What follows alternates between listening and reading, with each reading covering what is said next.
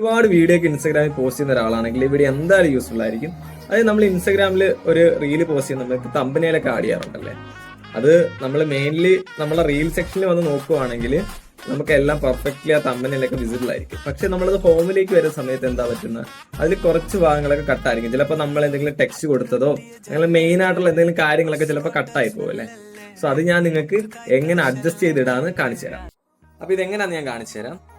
ഇപ്പൊ ഞാൻ ജസ്റ്റ് ഈ ഒരു വീഡിയോ സെലക്ട് ചെയ്യാന്ന് വെച്ചോ, കണ്ടോ, ജസ്റ്റ് ഒന്ന് കുറച്ച് നേരം ഒന്ന് പ്രസ് ചെയ്ത് വിളിക്കണേ. എന്നിട്ട് ഈ വീഡിയോ ഒരു പോപ്പപ്പിൽ ഇങ്ങനെ വരും. അവിടെ അഡ്ജസ്റ്റ് പ്രിവ്യൂ എന്നുള്ള ഒരു ഓപ്ഷൻ ഉണ്ട്. ഇതിൽ ക്ലിക്ക് ചെയ്യുവാണെങ്കിൽ നമുക്ക് ഈ തമ്പനയിൽ ഇങ്ങനെ അഡ്ജസ്റ്റ് ചെയ്യാം. സോ എനിക്ക് ഈ മുകളിലുള്ള എയർടെൽ ഇവിടെ കാണിക്കണമെന്നുണ്ടെങ്കിൽ ജസ്റ്റ് ഇത് കണ്ടോ, മുകളിലോട്ടോ താഴോട്ടോ എങ്ങനെയാന്ന് വെച്ചാൽ സ്ക്രോൾ ചെയ്തിട്ട് നിങ്ങൾക്ക് ഇത് അഡ്ജസ്റ്റ് ചെയ്യാൻ പറ്റും.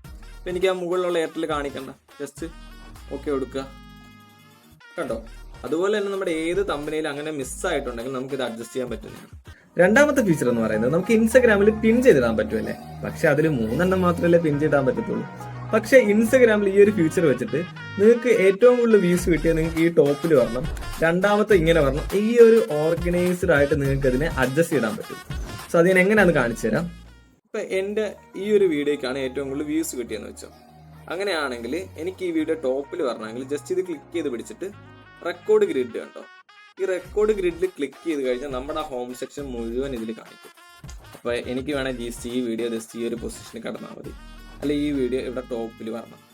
കണ്ടോ, നമുക്ക് സാധാരണ എങ്ങനെയാണ് 3 വീഡിയോസോ അല്ലെങ്കിൽ 3 പോസ്റ്റോ ആയിരിക്കും നമുക്ക് പിൻ ചെയ്തിടാൻ പറ്റുന്നത്.